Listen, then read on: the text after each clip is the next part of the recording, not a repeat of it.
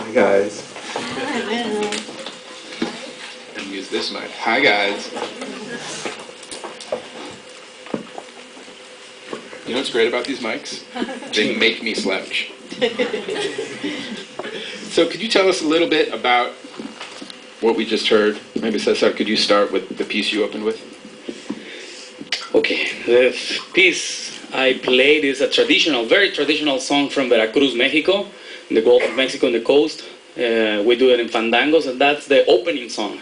It's called Sikisiri, doesn't mean anything. Don't Google it, because if you misspell it, then it's going to go somewhere else. I think it's a playful way of just using the sounds of words that we use to communicate. But what we communicate is how you're feeling, who you are, what are your intentions, that you feel grateful to be in a new place, like for me tonight here. And yeah, that's what we do. And it was also a song that involves a lot of naming, right? Naming. Of introducing yourself and announcing yourself. Yes, that's exactly what this song is about. How you feel, like everything. Imagine fandangos happen in different regions, different towns. And I am a musician, I'm a traditional musician. And when you visit someone somewhere, today, of course, they know that you're not from there. They never seen you. So this is a good chance to have the mic. So you sing and everyone listens.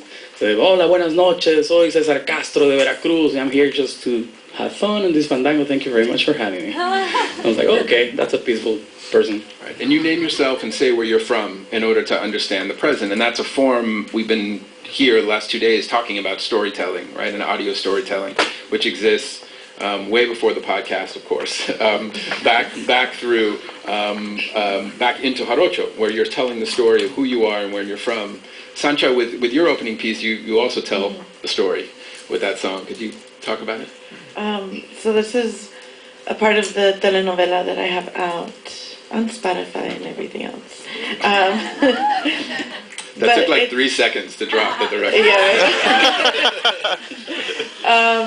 But this song, so in the story, this is the part where in this telenovela, the main character is in complete sadness and doesn't understand why she's in complete sadness.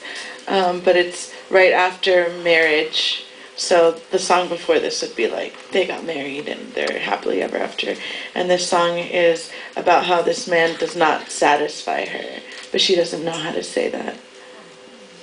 And throughout the stories that are also connected to this, in this novela, you tell stories also kind of about mothers and about aunts who struggle with love, but also with abuse. Yeah. And this is an important part of these stories as well. Yes. I mean, it's inspired a lot by a lot of my aunts, like my mom's sisters especially, who come from the farm in Jalisco and who are very religious. And once you get married, it's like, it's done for. Like, there's no such thing as divorce. If you get a divorce, you know, it's like you're a sinner. So I've had a couple of aunts in very like abusive situations with their husbands, abusive not only towards them but their kids and even like other people in my family, like my grandma. And anytime anything bad would happen, they would always be like, this is my cross to bear.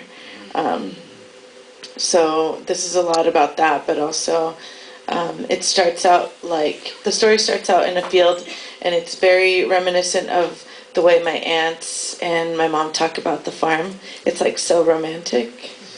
It's very romanticized. They're like, we worked so hard, but it was so beautiful, and I wish, and even my grandma would always be like, don't get married. Don't ever get married. It's miserable. So, I mean, you bring up the farm. We're here in Los Angeles, and I know that this is going out to all places beyond Los Angeles. But I think it's important to talk about the kind of rootedness of place and the rootedness of the music that both of you make in place. In this contemporary moment, of course, we're so used to talking about music and culture as not belonging to place, but as actually still, of course, more than ever before, rooted in place. And maybe could you talk a little bit more about what place is for you, Sancha, have been important to the music you're making. There's Jalisco, you're raised in the Bay, and then have been in LA for a few years now. Like 4 years. 4 years. So could you talk about those places for you and how they've kind of impacted the music you make? Yeah, well, I grew up very religious in San Jose, and I was singing in the church choir for a lot of the earlier parts of my life. But actually, my first music education was in Central Valley, because I lived a lot of my childhood there. So still a lot of fields, still in like autumn time, like my parents would go and steal corn so we could make tamales.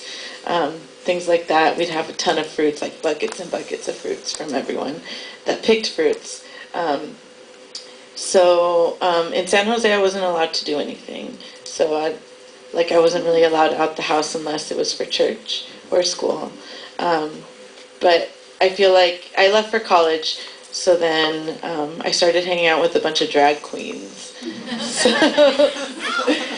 And that's kind of like my first taste of like performing every single weekend, and like performing at like drag bars and dive bars and like really smelly places and with really bad equipment and like microphones that didn't have like a head. And like I performed with Backtracks there. I was like in a kind of like artsy punk band of like 3 of us.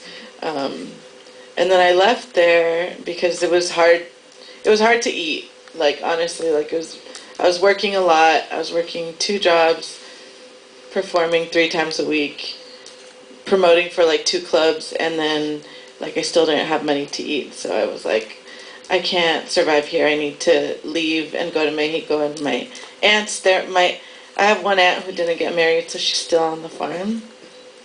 She never left my grandparents. But I was like, I'm going to go keep her company, and I'm going to finish this telenovela that I just now finished.